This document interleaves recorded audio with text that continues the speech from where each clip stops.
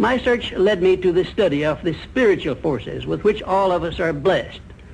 And it was in this field that I came upon a clue which has enabled me to help millions of people to find their earthly destinies.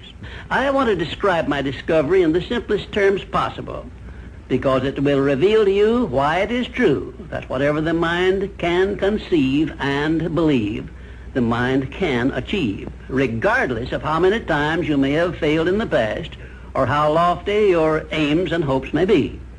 I caught my first fleeting glimpse of the profound law which provides the means by which we may choose our own purpose in life and attain it, while I was being coached by Andrew Carnegie during the organization of the Science of Success philosophy.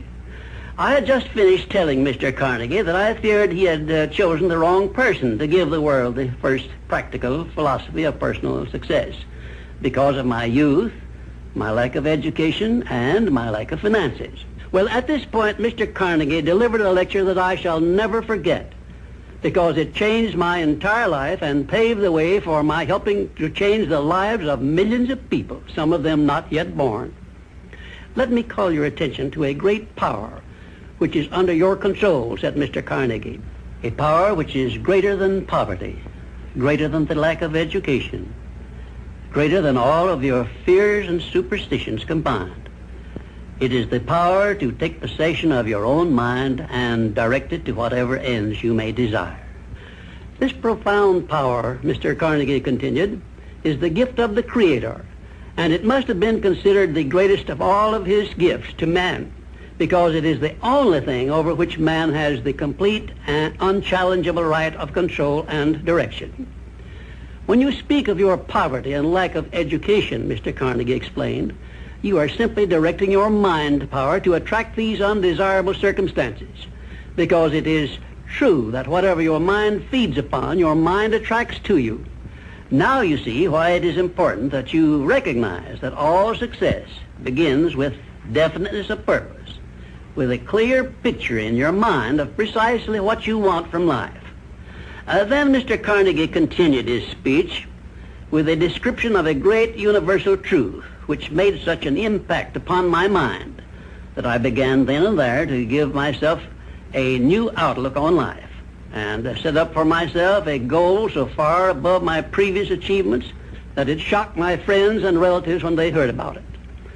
Everyone, said Mr. Carnegie, comes to the earth plane blessed with the privilege of controlling his mind power and directing it to whatever ends he may choose. But, he continued, everyone brings over with him at birth the equivalent of 2 sealed envelopes, one of which is clearly labeled, the riches you may enjoy if you take possession of your own mind and direct it to ends of your own choice. And the other is labeled, the penalties you must pay if you neglect to take possession of your mind and direct it. And now let me reveal to you, said Mr. Carnegie, the contents of those 2 sealed envelopes.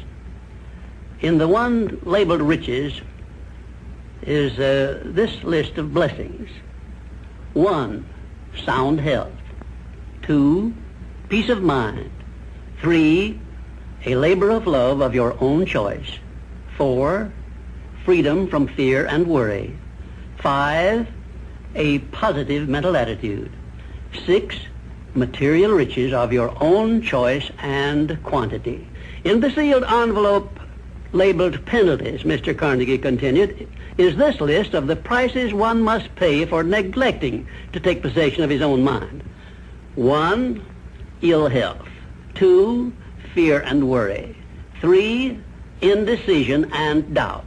4, frustration and discouragement throughout life. 5, poverty and want.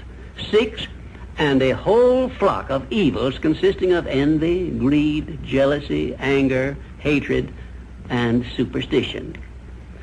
Now, my mission in life is to help you and everyone who needs my help to open up and use the contents of the sealed envelope labeled riches. And the starting point from which you must take off if you wish to write your own ticket from here on out for the remainder of your life, I will describe for you in these simple instructions. 1, procure a neat pocket-sized a notebook, or something on the order of this one here, loose leaf affair.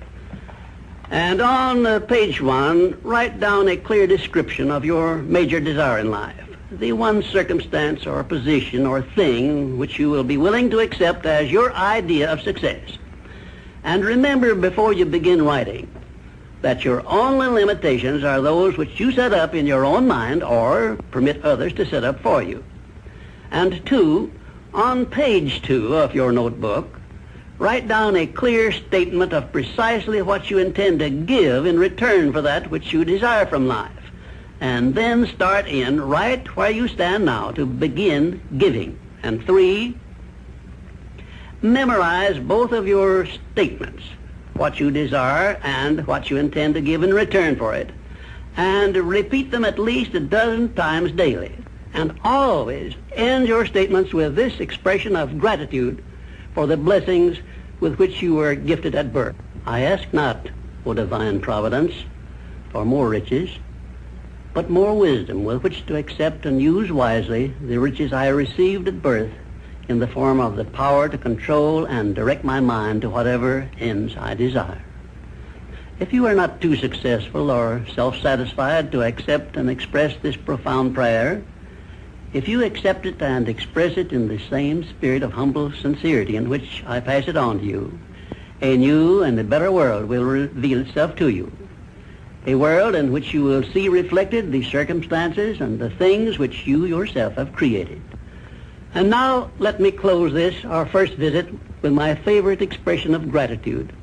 O divine providence, I ask not for more riches, but more wisdom with which to make wiser use of the riches you gave me at birth, consisting in the power to control and direct my own mind to whatever ends I desire.